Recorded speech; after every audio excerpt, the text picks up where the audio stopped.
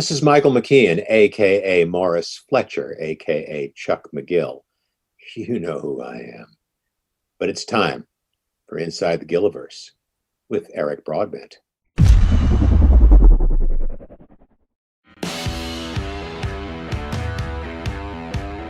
You're watching Inside the Gilliverse, talking all things Breaking Bad, El Camino, and Better Call Saul. Brought to you by the Royal Baubles Collection at bobbleheads.com. For all your favorite characters from the Gilliverse, shop the Royal Baubles Collection at bobbleheads.com. Also brought to you by Rode Microphones, the official microphone supplier of Inside the Gilliverse. See their entire lineup today at Rode.com. Now please welcome your host, Eric Broadbent.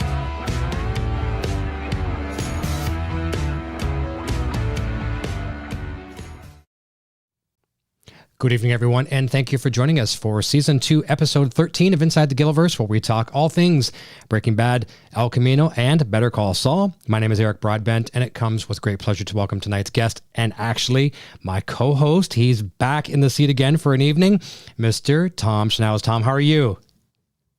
I'm doing good. Good to be back. It feels like forever, and it has been forever, hasn't it? It does feel like a long time, yeah. I know. I've missed it terribly. I wish I could do more, but you know how we're deep in writing scripts and in production, and I wish I could be here more, but I'm glad to be back today. It's good. Well, you know what? Let's start it off. I got goosebumps right now because I know what's coming. Let's have some fun right off the hop, and let's show people what you've been busy doing. And fans, are you ready for a treat? No, I'm going to put this on the big screen. Tom's going to show us what he's been doing, so we can forgive him for being tardy.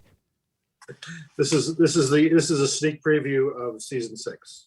This is all the episodes minus the one I'm currently working on, which is on a corkboard right off to my right. But this is every episode written on index cards. Episode 601 through 613, the final episode right there. So that's your. So you don't even have to watch it now. Just here it is. Oh, no. I saw what happened to Kim there, right in the middle. Oh, no. Oh, she's dead way before that. Oh, okay. All right. Yeah, okay. She's dead way before. No. Ray was actually texting me today, still concerned that she's going to die right away, because I keep joking about that, unfortunately, for her. Oh, nice. Yeah, you're always the bearer of bad news. What would you do if the kids come in all of a sudden and they got, Daddy, look at these index cards, or look at these drawings I did on these little index cards? Well, that's the risk I take. Yeah. Normally these are back at the office in Burbank, but because we worked on Zoom almost the entire season, we worked like 2 weeks together in the office before COVID sent us to our homes. So I did all the card writing here in my home office, and so I have all the cards for season 6. Normally they're back. All seasons 1 through 5 are back in the office, so these will join the others eventually. Is there going to be any armored truck when a couple security guards or whatever that come to the house and grab those, or are they just shuttled off by FedEx or something? I will guard them with my life. Okay, good. Train like Bob for the movie Nobody. I've been working hard to defend the cards. You've been training, right? You've been working out a little bit. Yeah. Look at this body. You kidding me? You've been doing. Yes, you look like you've been working out. Really good. Well, listen, my mom sent me a chocolate Easter basket that I ate like in one sitting. So yeah, I've been working out. You and I are doing the same kind of physical activity because Sandra Lee here, she got us some nice Easter candy as well too. And the boy, Junior there, you asked about him off the air, and he doesn't eat much candy. So I end up stealing most of his, just like at Halloween time as well too. But I've done the same thing too. I just been pounding it back pretty quick. But speaking of your mom, hello, Mr. Schnauz. Nice to see you again. Nice to have you join. Hi, Mom. I miss you. It's been so long since I've seen her in person. It's terrible. Oh, I can imagine. Knock on wood soon. That's good. Fingers crossed for sure. You know, it's funny too, just a while back, Vince was on the show. He made his second appearance, and he was telling us that night that they had just finished breaking 13. So that was really cool timing. He said it was about an hour before he came on the show. So that was a significant moment. Yeah, that's right. We we finished. No more cards to write. Yeah. Just the outlines in our scripts. So yeah, we're chugging along. Vince is actually in Albuquerque right now, and I'm going to be going for a visit soon. Yeah, so the production's rolling. That's fantastic. Well, I've got about 4 super chat questions that are coming in quickly here. But before we do that, I just want to touch base on something quickly here. You can share as much or as little as you like. You've had a new family member join the family. You want to tell us a little bit about that? We have a new pup named Rex Tackle. It's a Bernedoodle, and we got him just about 2 weeks ago. Yeah, so that's the newest. Things weren't chaotic enough around here, so we had a puppy to the mix who just peed on our floor about 2 hours ago. So oh yeah. You got tile floor? Is it carpet or a wood floor? So okay, well, it's not too bad. Not too bad. It's a little better than carpet, at least. We have some carpet and some wood. We peed on the wood. Yeah, well, that's a little bit better.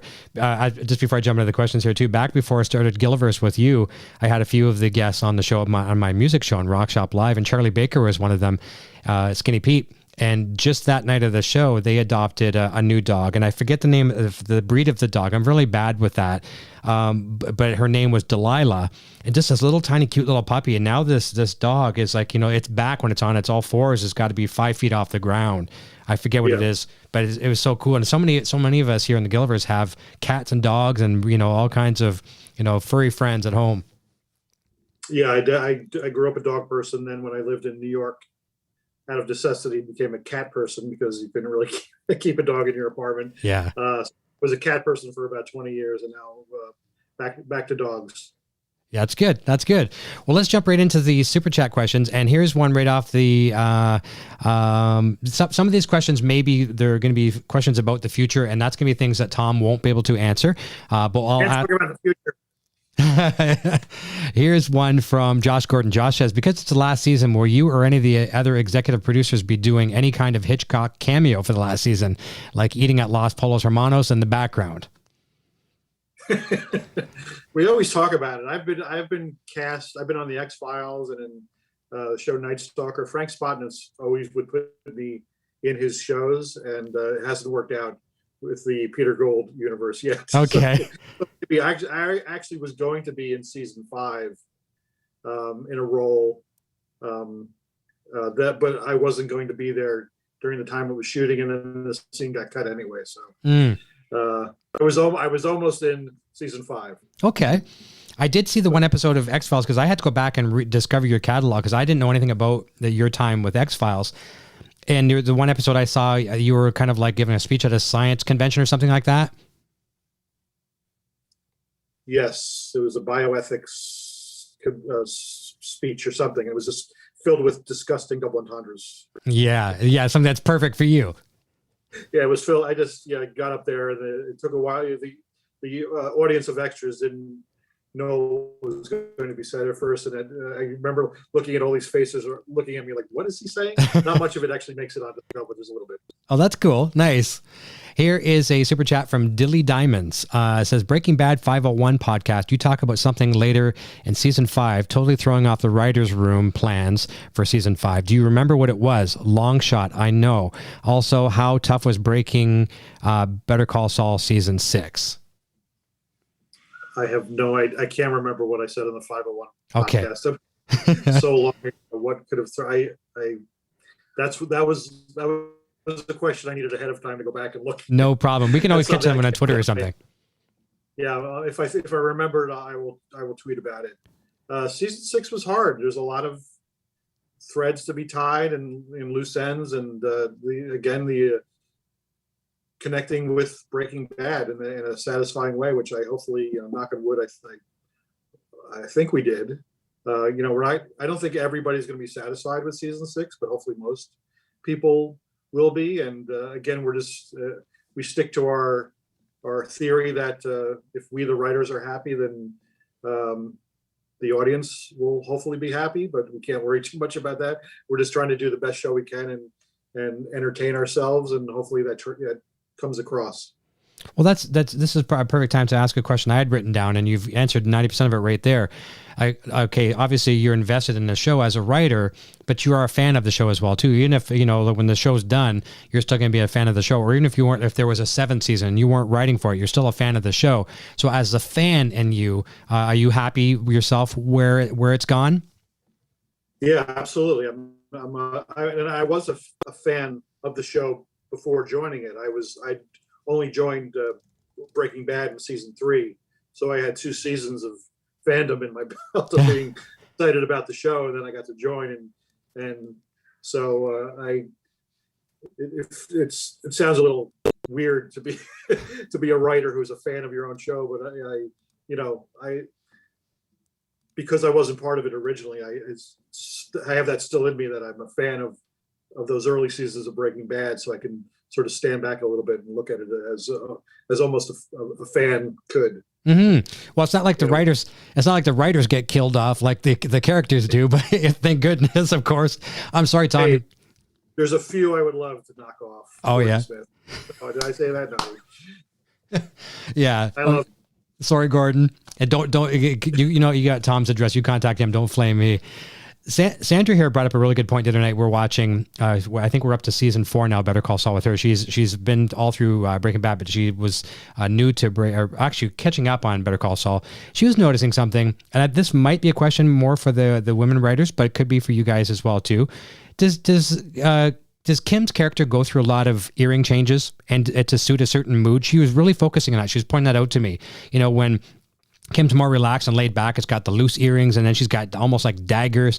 Am I just kind of making things up, or is that a real deal? Have you noticed that? As far as I know, she's worn only the one pair of earrings. I don't remember a loose pair of earrings. There might have been. I don't recall, but she's got one set of go-to earrings. Yeah. See, I got to go with the girls on this one. I think she saw a few different pairs. There were changes I didn't know about them, but I feel like and this was a Ray Seahorn choice, I believe, that she's just they mean those earrings mean something to her, and she doesn't have a lot of different jewelry. She's pretty consistent with the one she wears, and she's coming. She I think correctly. Ray figured out that Kim did not come from money. She came from a poorer background and had trouble with her parents and different family members. So she's kind of. I always thought she stuck with the one set of earrings, but maybe there were other episodes where things for different occasions, possibly. Yeah, see, and I would have never noticed it, but the girls, they pay so much attention to that, right? So it just went right over my head. But thank you, Sandra, for pointing that out. And before we jump into the next question as well, too, one of our moderators here, Eamon, he's not with us tonight, but it's his wife, Louise's birthday. So, Louise, happy birthday. We hope you have a great celebration tonight. Happy birthday. This is a super chat from Lisa Love. She says, Peter Gould has been quoted to say the characters are going to get what they deserve. Can you say you could agree with that outcome for them without giving anything away? Thank you so much for being on the show, she says. I didn't know he said that. Yeah. I don't know if I could agree with that they get what they deserve. Okay. It's I don't want to say too much here. I feel like I'm on dangerous territory if I say somebody doesn't get what they deserve, but they all I can't say much. No, that's okay. That's okay. No problem. We'll wait and see. But thank you for the question, Lisa. We appreciate that. And here's a really good question it's a super chat question from Jennifer Stevens. She says, Tom, what are the biggest challenges in filming in a COVID era production? I think that's a really good. I know you haven't been out to set yet, but you probably know. I haven't been out to set, and from what I understand, everybody is taking all the precautions needed and wearing masks up until the moment of filming. The actors take them off right away, and I thought it would slow things down considerably, and just from what little I've heard, it hasn't affected it too much that we're falling behind, or we've got an extra day of filming, so they're spaced out in a way that helps. Luckily Sony gave us more shooting days, there's probably some slowdown, but because of the extra shooting day, maybe we don't notice it as much, but everything seems to be going pretty well out there. We're not behind, so that's a good thing so far. Good. It goes to show you that with the right precautions, just about anything can be done. And I know you guys are probably really excited to finally be, out there and working. Yeah. I'm sorry, my dog just pushed his way into the room and wants to be on. Hey, no problem. Let's have a look. I thought the door was closed. Aw. That's Rex. Hello, Rex. Welcome to the Gilliverse. I don't know how we got in here. Okay. So, Tom, do you think, does it smell a little different in the Gilliverse now? Yes, it smells like fear, bacon, and now dog crap. There you go. I love it. Normally we would have done this, but I think we'll go with the bell on that one. You should have seen some of the answers that we got. Oh my goodness, because we were, and sometimes I'd forget to ask. I always had the note, ask what the Gilliverse smells like. And we've had some of the craziest things. I'm going to make a little collage one of these days. When I get some time, I'm going to put all of the answers together. You know, it's hilarious. So here's another. I lost you there just for a second. Can you repeat that? You'll make a great T-shirt. All the smells of the Gilliverse. Yes.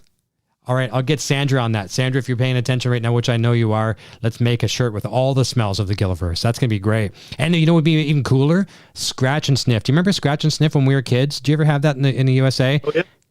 We definitely did, yeah. Yeah, so a Scratch and Sniff Gilliverse shirt. Now, what we could do if we're having a bad day, we haven't had a shower, we can say, hey, it's just a shirt. It's a smell of body odor. It smells like body odor in the Gilliverse, right? So we can get away with that. Here is a super chat from Henry Peter, if I'm getting it correctly. Peter Gould mentioned that season 5, episode 10 initially planned to have a teaser with young Jimmy McGill.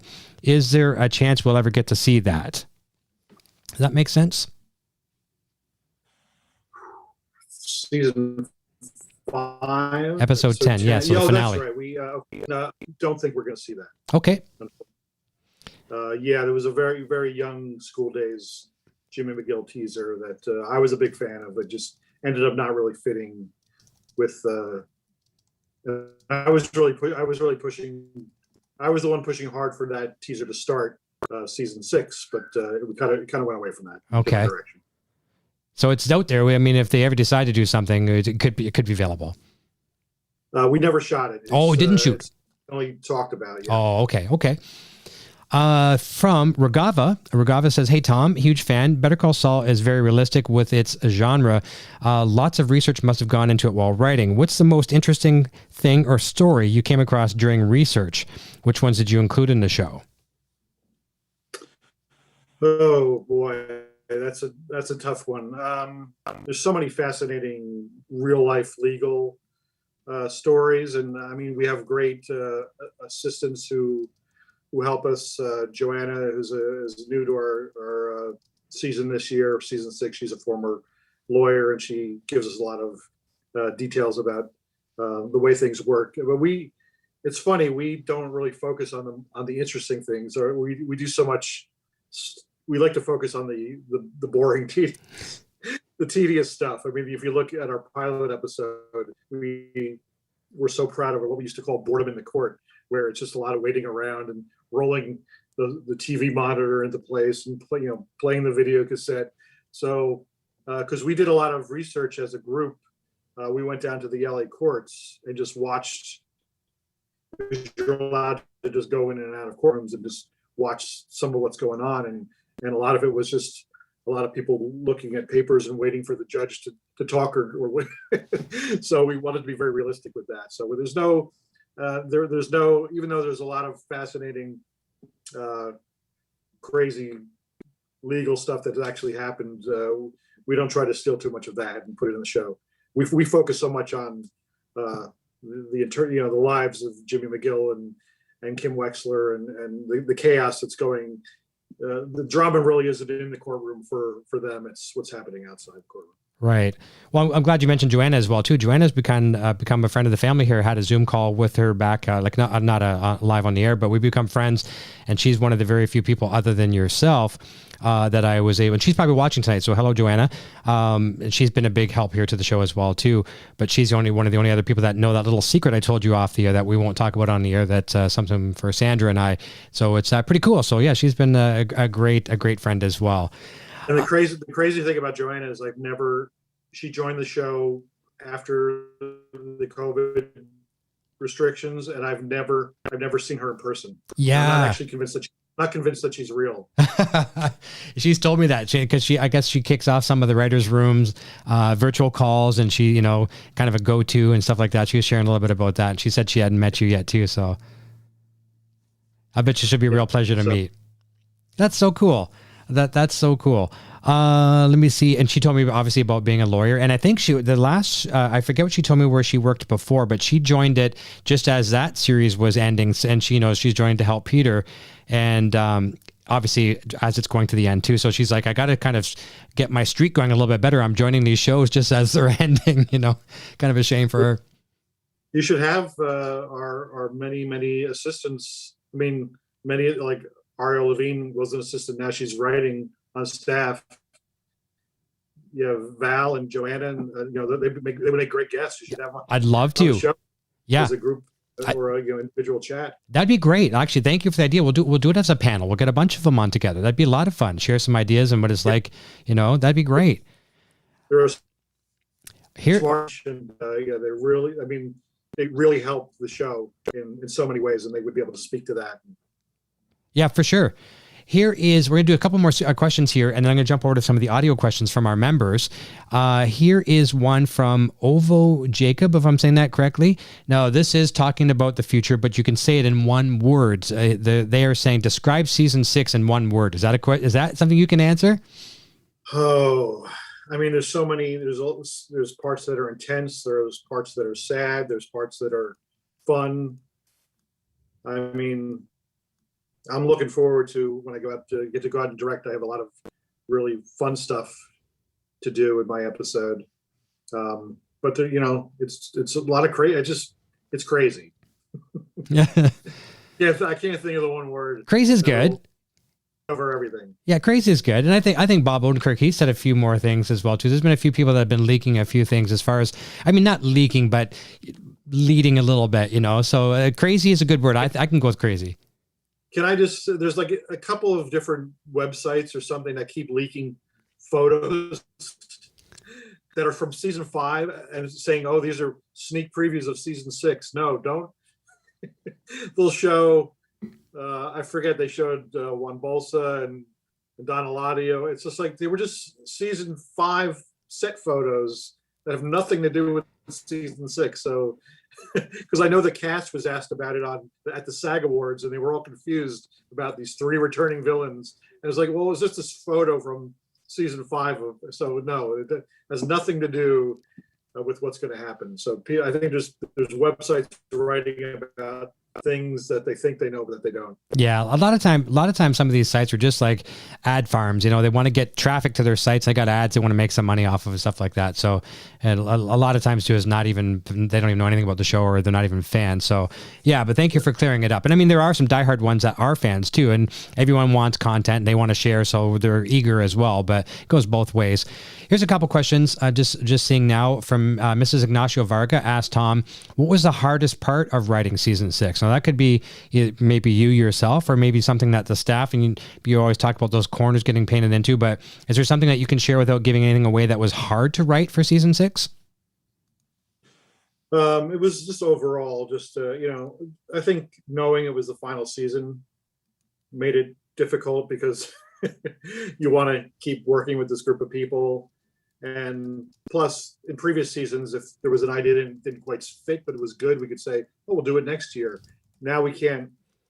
You can't just start shoving all these ideas. I mean, either they work or they don't work for what you're doing now. So there's a lot of things we jettison that might have been fun or exciting to do or whatever. But we got to stay true to the characters and our storyline. And we coming up with how many episodes we were going to do. We settled on 13, not really knowing what was going to be in those 13, but it somehow kind of worked out just right. Just like in Breaking Bad, when that final season was the final 16 episodes, there was a number we came up with, and it just kind of fell into place. Yeah, a lot of hearts. Again, trying to connect all the stuff we did in Better Call Saul with the realities of Breaking Bad, of what already exists. That was the most difficult part. Yeah. Here's a question as well too, and a very similar, because we are now at the final season.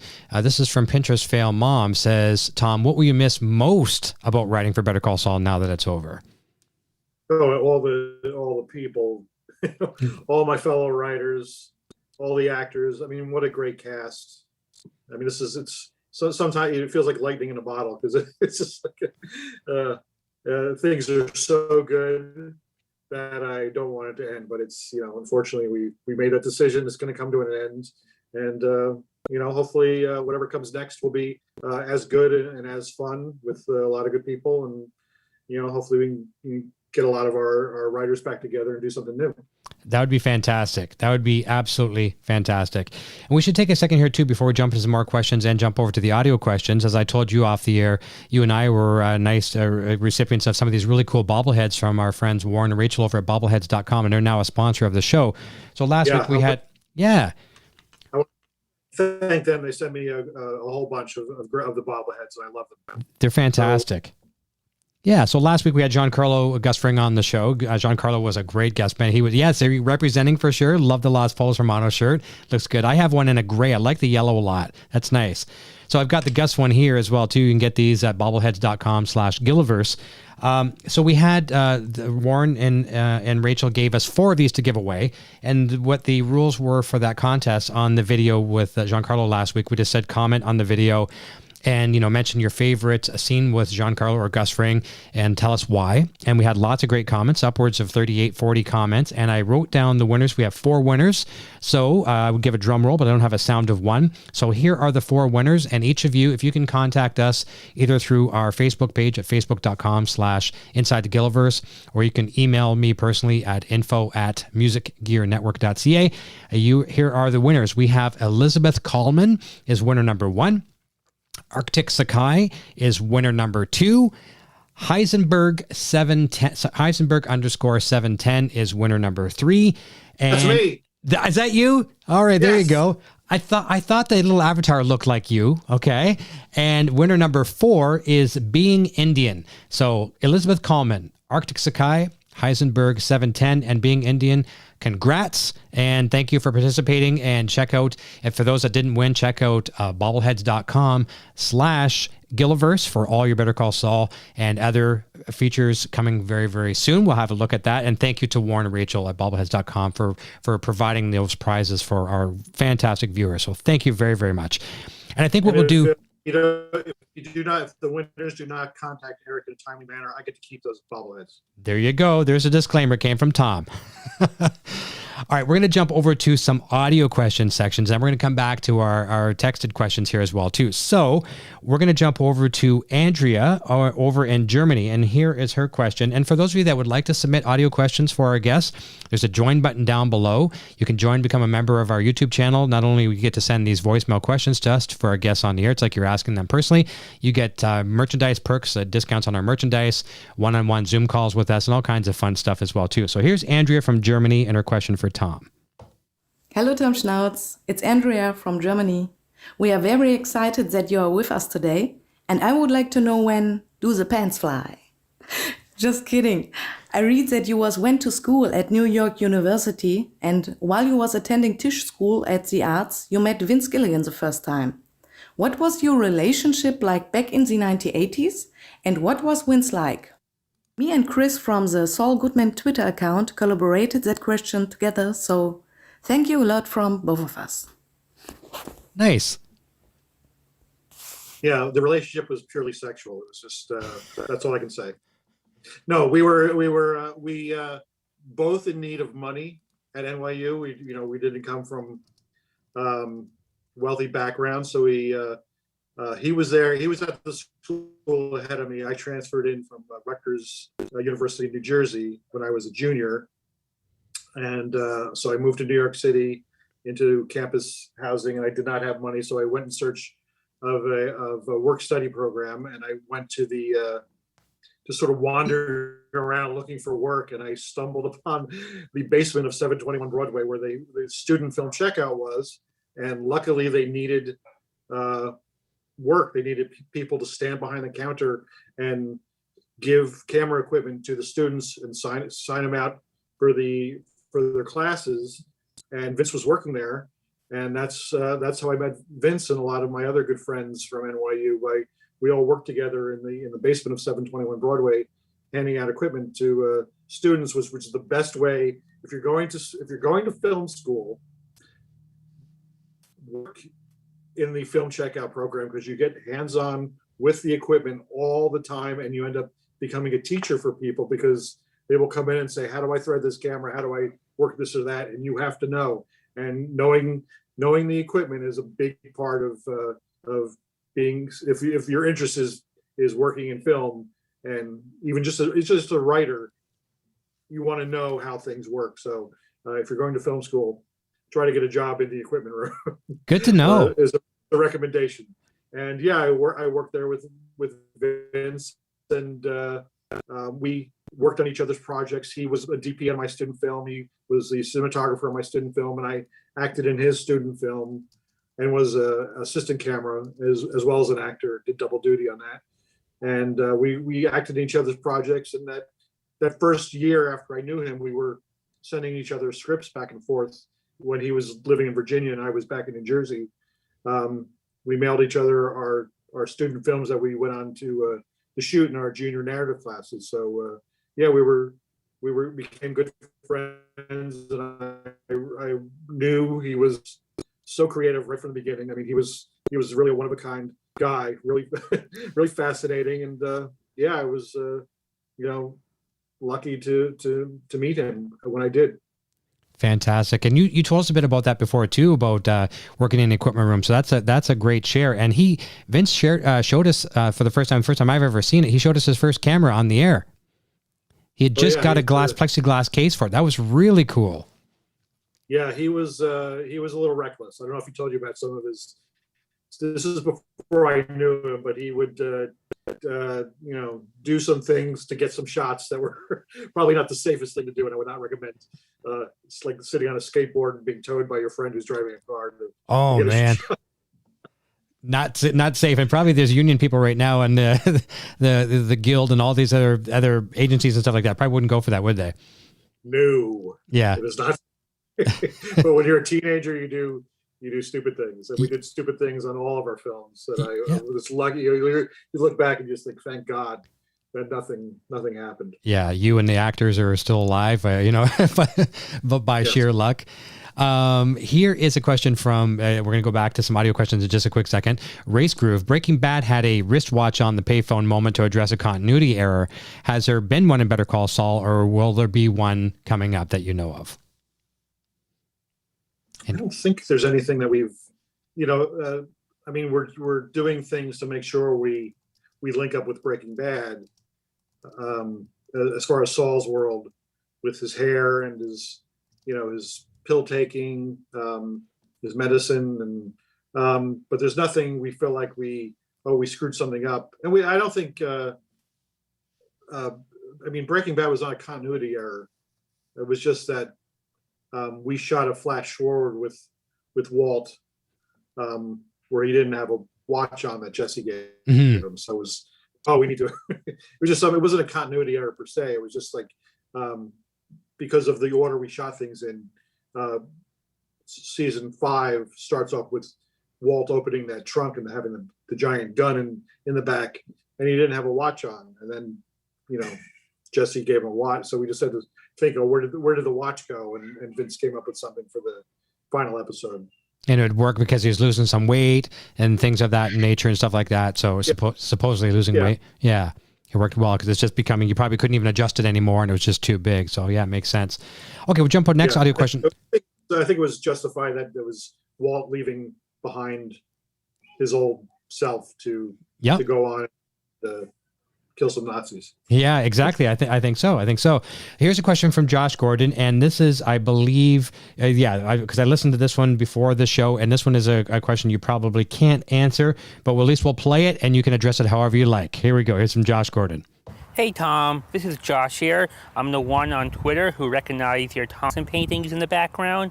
My question is kind of related to Tom Wilson. I know you can't give away the obvious specifics about the finale of Better Call Saul, but can you at least answer this? Is it closer to Star Wars, where there's a gap in between the movies? Or is the finale closer to Back to the Future, where one film blends seamlessly into the other? Thanks a lot. We might have to go with that crazy answer again. Yeah, I can't. I don't want to say anything. No problem. Peter Gould's going to jump through my window in a second now. That's right. Put him over my mouth. No, I can't. I can't say anything about the finale. You know what it's gonna be like? Do you remember what I'm sure you watched Monsters Inc., right? You know, and one of the monsters come back in the room with a sock on them, whatever, and they're contaminated. And as soon as you say something that's not allowed, poof, through the window. Yeah, that is correct. That's what's going to happen. Yep. Peter and Vince are coming in, and all the assistants are coming in. Joanna's busting through. Yeah, not going to be good. But anyways, yeah, we thought we'd try. We'd ask anyways. Now, this one here is an audio question from Karina. Karina is also one of our members and one of our moderators as well, too. Here is her question. Hi, Tom. This is Karina. Welcome back, and we've all missed you, and I want to say congratulations on all the nominations. My question is, when you wrote that brilliant suspenseful scene in Bad Choice Road between Kim, Lalo, and Saul, what were your thoughts on why Lalo just left after Kim confronted him and got in his face so unexpectedly? I felt like he was surprised by her boldness and fearlessness and maybe had a certain respect for her and in a way actually likes her. If Kim hadn't been there, what do you think Lalo would have done? Good question. I think Lalo would have, if Kim wasn't there, Lalo would have broken Jimmy, and Jimmy would have told him the truth, which would have meant his death. And I think that's, Kim sensed that. I think Kim knew he was about to spill the beans after so many tell me again, I want to hear the story. And he I think because of everything he had been through in the desert and his weakened state, he wasn't really the Saul Goodman who was strong enough to stand up to a Lalo. So Kim had to step in and save him. And I think Lalo walked out because Kim's story was convincing. There was enough reasonable doubt, even though he had the little man inside him telling him one thing, that something's wrong here. Something's off. There's bullet holes in this car on the side of the road that's been pushed in a ditch. Something feels funny about that. I think he heard Kim's story, decided might be true, might not be. But the guy did get my money. He did get me out of jail. He did exactly what he asked me to. So maybe it's not worth spending my time here torturing people. Yeah. I'm just going to go. And Kim made a great argument that this guy went through hell to save his ass. And so he walked out. He didn't apologize. He was just like, you know what? Okay. Yeah. You won me over with it. It was really like a lawyer convincing a jury of Lalo to, what to do here, whether to sentence this guy to death or to let him go. And he decided, you know what? All right, I have enough on my plate. I'm going to go. I'm going to leave. And it's funny too is, and not that he would be proud of this, Lalo, but Kim was very on point when she said, before you look at other people, you might want to get your own house in order. And that's something you probably would not, want to hear, but probably realize, okay, she has a point with that as well too. So he had to really swallow some pride, not for number one, not to kill anybody, and number two, to take that and just walk away. So yeah, no apologies, but they both lived, which was good. So. Right. And then he ended up trusting Nacho, which in the end, in the final episode, that did not go well. No. So that his trust level now, his circle, as we say, the circle of trust has become like the size of a little Cheerio now. That's right. Yeah. Well, since we're on the question of one of your episodes, here's a question from CZ. Says, and this isn't an audio question, this is coming through the chat. Love the visual aesthetic of Tom's episode. Specifically, the set decoration seems to have more subtext. Is that Tom's doing? And how much does he think about that? Boy, I wish you had some specifics because I don't know. I mean, we all, when you're directing an episode, you choose everything that is seen on screen. And if I know what he was talking about specifically, I can address that. But we have great set deck and great production designers who put a lot of thought into things too, and they will present us with things. So there may have been some other meaning behind some things that I wasn't even aware of that got put in. So yeah, we as all the directors try to think as much as possible, and Peter sees all the sets and approves all the costumes and everything before it gets filmed, so everything is thought about. But if I knew what specific part he was talking about, I could either say yes, that was on purpose, or no, that was an accident. Yeah, because it could be both answers. Yeah, well, I guess we could take it as a compliment. Just a lot of the the visuals in your episodes. I mean, they're good in every episode, but I mean, yours have had some real beauties for sure. And just a nod to your team that you work with as well too. You know, everyone has a big hand in making what we see on our TV screens as beautiful as it is, for sure. Here's a super chat from Ann TV. Now, I know this is a question you can't answer, so maybe we can just kind of put a different spin on it. But Ann TV is saying, Gus poisoned cartel bosses, yet their families didn't swear revenge on Gus, Mike, and Jesse. Are we yet to see the aftermath in season 6? So we obviously can't talk about the aftermath, but is that something that you can comment on? The Gus poisoned all these different people, yet they didn't. I could probably comment because I mean, Breaking Bad covers that. Mm-hmm. Poisoning happens in Breaking Bad. There was never any discussion about retaliation from family members. I mean, all the bigwigs are there at Don Eladio's house and get poisoned, and I think the tracks are covered. He flees, and so no, I don't think there. I think yes, I can answer that question. There's really no repercussions from anybody in the future about what happened at Don Eladio's compound. Okay, good. We got 2 more audio questions coming in, then some more super chats and some other questions in our live chat. This is from Natalie Romero, and I believe she's from over in Barcelona. So here is her question for you. Hola, Mr. Schnauz. This is Natalia Romero. Thank you so much for coming back to the show. It's been really too long.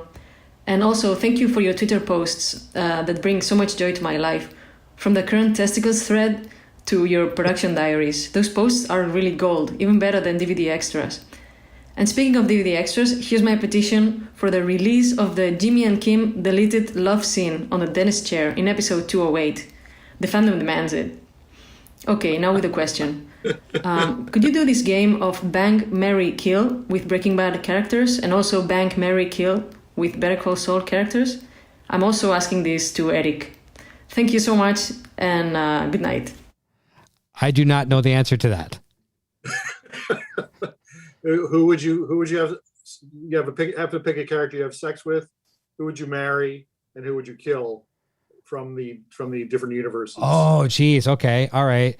Definitely Nacho. Yeah, we're gonna have to go with Nacho. Yeah, we'll have to go Nacho because you've made me be in love with Nacho. Mary. So Sandra's not on the show, so it can't be Sandra. I guess it would have to be. I think I'd marry Hamlin for the security. He seems like he's very stable. Yeah. Probably a good home life. Okay. Well, since we're both going male, then I'd say Michael McKean. I'd say Chuck McGill.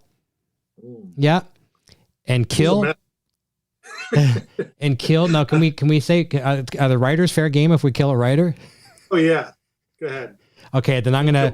Let's go Gordon. We'll go with Gordon again. Let's pick on Gordon tonight. I love you, Gordon. I'm just kidding.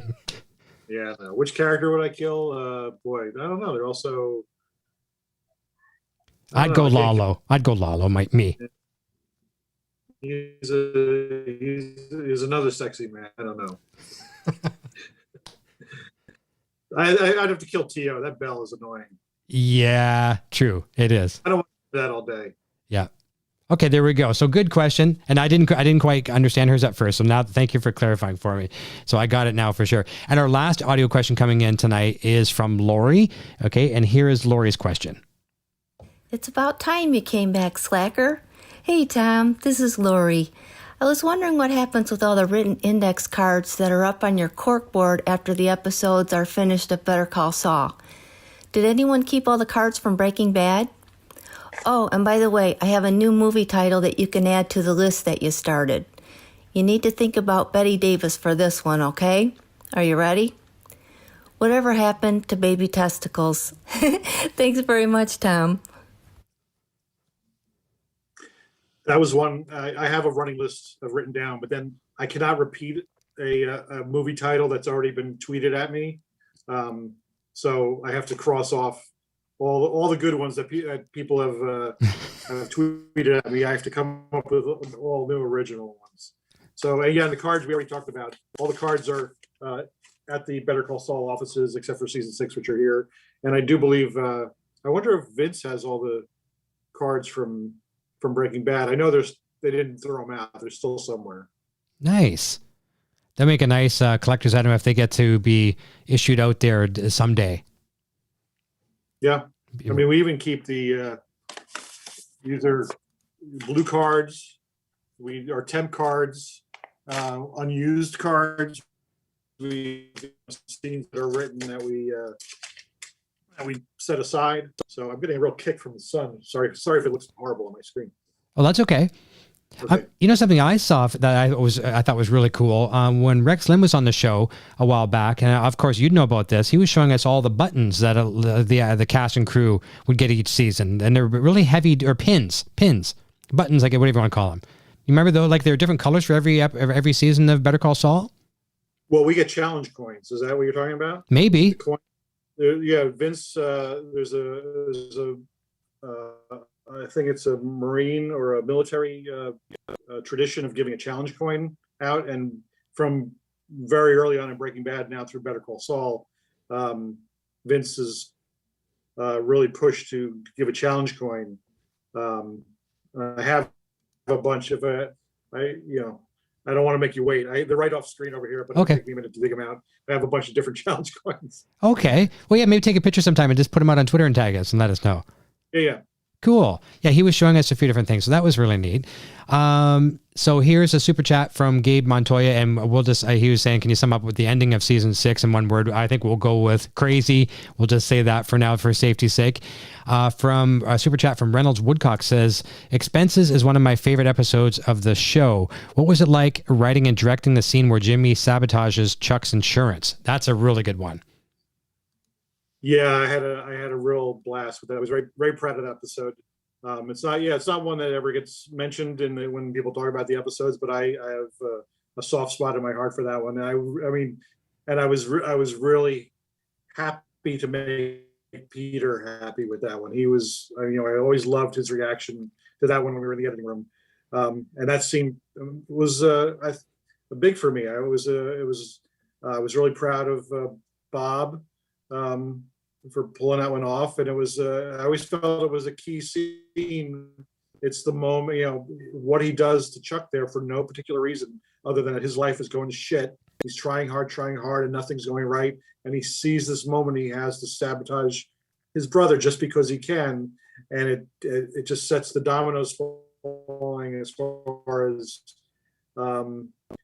losing his insurance, Hamlin deciding to remove him from HHM, and then his ultimate suicide. So it really, for me, that action really starts. There's a lot of stuff before it, but if Jimmy had not done that petty action, Chuck would probably still be alive. That's powerful. And I'm glad for you too that this question was brought up tonight. That's nice, obviously, to get some accolades on that episode. And I've probably binged Better Call Saul probably about 3 or 4 times all the way through. And I'm watching it through again right now with Sandra. And we just watched that episode about 2 nights back. And I don't think that episode ever hit me until recently as well too. Maybe for some reason, maybe I was busy during that particular scene when he's at the insurance company there or whatever. I don't know what it was, but it really hit me this time around as well too. I was kind of like, wow, you know what I mean? It is powerful. And like you say, that could have changed the outcome for sure. Chuck would at least be around for a little bit longer. It could be still in season 4 or 5, episode. Yeah, he'd still be maybe healthy. He was overcoming his mental problems, his allergy to electricity. He was overcoming that, and if he was working at HHM, the thing he loved, and it got taken away from him because of that. That's right, yeah. And once he didn't have his career anymore, and couldn't really get at Jimmy anymore, he really had nothing to live for. Yeah, for sure. Here is just keep an eye on the time. We're getting down to the last few minutes here. This is a super chat from Erie Afro. Says, what's the story of the episode title Everybody Wins from Breaking Bad being changed to Say My Name close to airing from what I remember? No, I don't know about that. Oh, yeah. I actually titled that episode Everybody Wins, which was the final line of 506.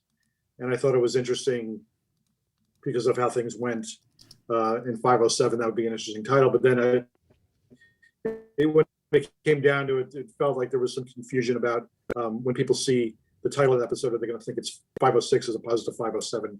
And then going through the script in that moment when Bryan Cranston says the "Say My Name," it just felt so powerful that just felt like that. Well, that should be the title of the episode. Yeah, that was exactly. Well, it works, obviously, right? Yeah, it actually ended up being a much better title than Everybody Wins. Yeah, no, I like that for sure. Here's a great question. Obviously, you being a musician, myself being a musician, I think you'll appreciate this one. I like this question as well. Whenever we get questions about music, and we don't get a lot on the show, but it's nice to really spend time on a music question. Of course, with Dave Porter and Thomas Glubich. Is it Glubich? Is that how you pronounce his name? Glubich? Glubich. Okay. I'm bad with pronunciations, but I'm probably pronouncing it wrong. But Super Music Vision, anyways, the music supervision team, they're fantastic. And I was corrected on something. I think when Gordon Smith was on the show, we were talking about the one episode, and I am going to get into a question from Mike Falgout, if I'm saying that correctly. But I was commenting on the music choice for the scene where Jimmy is throwing the bowling balls over Howard's gate, right? And leading up to that, there's this really, really cool thing. And I thought it was Dave Porter, because it was Dave Porter's signature sound, very percussive, hammered, dulcimer type of percussive sounds. But it wasn't Dave Porter. It was Aphex Twin. And Junior here, do you know about Aphex Twin? And I don't know. I mean, I remember when they were picking that episode, that was the music they settled on. It was great. I mean, it's so cool. So Junior's got the records now. I'll retweet something and I'll tag you. I played his record the other day and with that song playing, and it's so cool. But to go back to the main question here about music, Mike says, can you discuss the creative process in choosing the music selections for the montage sequences of the episodes? Too many to mention, but one of my faves, Peddlers, On a Clear Day You Can See Forever. Oh yeah, I mean, it really comes down to sometimes you just have a feel for what you want it to be. Like in Breaking Bad, there was a Monkey song that I was like, I just really want to use this, and I didn't know if the song Going Down would pass muster but I did it. I used it in the editing room, and sure enough, it stuck. And sometimes we don't have an idea of what we're going to use, but whenever I write my scripts, I try to write, if there's a montage. Which I am writing now. I've written a specific song into the montage. Whether it will survive, who knows? But we just kind of have a feel for what the mood is and what would either do, to enhance the feeling of the montage or to go against the feeling. It's just it's an experiment. There's a lot of experimenting. And Thomas is a genius. He'll come up with some songs that we never would have thought of, and they were amazing. Now, are there some, I think you touched base on this back when you were on the show before, but let's say when one of you writes a piece of music into a scene or into a montage, whatever, and are there some obstacles sometimes for licensing where you just can't get it, or it's so costly that is it really worth it? Or are there any things like that? Oh yeah, we've definitely had that. I mean, in Breaking Bad, I remember the Horse with No Name episode. We originally wanted a Crosby, Stills and Nash song for Walt to be singing, and it was just way too expensive. They just wouldn't come down on the price on that one. So we just decided to give up and pick a different song, which is why it became America's Horse with No Name, that he's singing when he's driving his Aztec. And that happens occasionally. Sometimes somebody either doesn't want to let you use their song, or they're just asking too much money. And we have a budget that we need to stick to, or at least sort of get in the ballpark. And sometimes it's just not worth it. And I'm sure there's times too where I know just doing video sometimes, like when we put things up on YouTube, we can't use anything, copywritten. So we have to use royalty free music. And there's, a resource that YouTube puts up there to choose from their audio library. And you just choose your genre and your tempo and your mood. And sometimes, when the song doesn't work the first time, whether it's, it just didn't fit, the pacing wasn't right, and you really had your mind set on something and it really makes at the time, then you hear another piece. Sometimes it can be even better, can it? Absolutely. Yeah. Yeah, I mean, and again, with the Horse with No Name example, I think that worked out better than Wooden Chips, which is the song we want. Now I can't see. I mean, it worked out so well that we used the title of the song as the title of the episode. Yeah, except translated to Spanish, but it just was so strong that I forget what the title is now. So, But the Horse with No Name was that episode 302 title. And even a smaller characters that may come and go sometimes too. It could be like looking at the characters, they do such a remarkable job that, it could have been maybe anyone to play a smaller role, but that particular person, I'm not giving you any examples, but that particular person just nails it. You couldn't have done that with anybody else. Same as the music. Yeah, absolutely. God, people you've had on the show, Peter Dyseth. He's, his role has expanded greatly in the Better Call Saul universe. We love, something that was a minor role become somebody we wanted to keep going back to. So it just works out sometimes. Exactly. And there's not a character I think I've come across, in the Gilliverse that it just doesn't, really have a real spot in history that it could just be a passing scene sometimes, maybe one word, but it is brilliant to how they live on forever. Yeah. And speaking of the expenses, and I'm sorry, I'm not going to remember his name offhand, but there's when Jimmy is negotiating with getting his work money for picking up garbage by the side of the road. Mm-hmm. There's a guy who says, "You're going to get on the bus or what?" And we looked forever for just the guy to say one line, and he finally casting came back with this fellow, and I wish I had his name at the top of my fingertips, but please. He's on IMDb, so check him out. He just came in and he nailed it. He had this great voice and this great look, and so even one line parts, we really try to look for the best. We look for the best people, and that was one where I was not satisfied for the longest time. So many people read for that part. I was just like, it's just this voice. This guy has to be. You want to hear this voice and just remember it. And finally, we found our fellow. We have a moderator here. It's one of our friends. His name's Mark Taylor. He goes by Landshark Mark in the chat. And I think I swear he sounds just like him. So he says, "Are you going to get on the bus or what?" And just that voice, it was like Barry White meets, I don't know what, like this, and I can see why you spent some time on that one. Just amazing. I'm going to get Mark, I'm going to give Mark the line, and I'm going to get him try to duplicate it. I bet you he'll come very, very close. Just this baritone, subsonic, subwoofer bass voice, right? Exactly. Yeah. Very memorable. We were just watching that episode the other night as well, too. So great. All of our roles, big and small, we see a lot of people, and we try to pick the best we can. Exactly.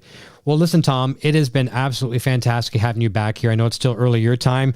It's nice and early there. It's a little later here in Eastern Standard Time here in Canada, but we want to wish you well. Be safe heading out there to Albuquerque. And thank you. We hope everything goes well for the cast and crew, all the writers out there as well, too. And we look forward to a fantastic season 6. We're probably obviously looking, do you have a rough idea when we might see it on TV, like mid-2022 kind of thing? Or do you have any idea? 2026 or 27. People are they're going to take you on your word on that one, too. People, no. I have to show you this prop that our writer's assistant, Val, gave me. It's a brick with the New Jersey Day printed in it, July 27th. And the joke because I'm from New Jersey, everybody made a joke about New Jersey that what happens on New Jersey Day? Well, somebody comes along and throws a dirty brick through your window. So this is, as a gift, she gave me this dirty brick with the date for New Jersey Day carved in it. So maybe we could auction off to one of our lucky fans, do a contest where if they get a question right, I will drive by and throw this through your window. Oh, jeez. Okay, so no one really wants to get. Well, I guess maybe they might want it. What's the cost of a window? $50 or $100? Let's get the Jersey spirit going and have a brick thrown through your window. That's right. Another brick in the wall. Another brick in the window. That's right. Well, listen, Tom, I'm going to let you go out and I'll say goodbye to you off the air. But everyone, have a safe and fantastic weekend.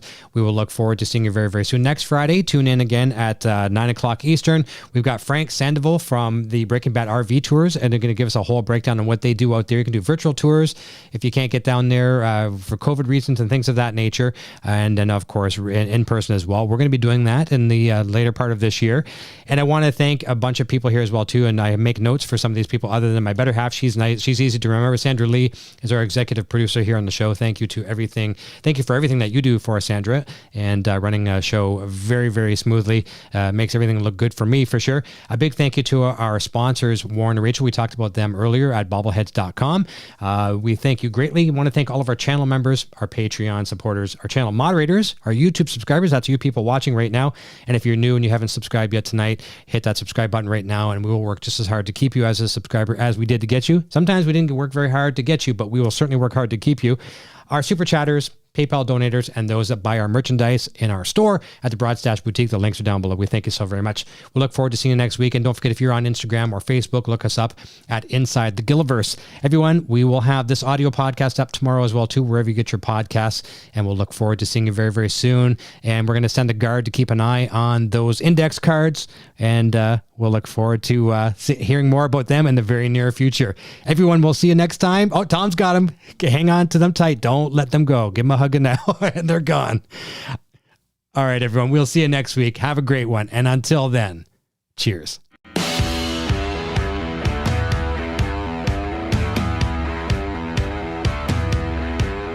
Thanks again for tuning into Inside the Gilliverse with Eric Broadbent. Be sure to check back each week for more great discussions and interviews with cast and crew from Breaking Bad, El Camino, and Better Call Saul. Please like, subscribe, and share this video with your friends.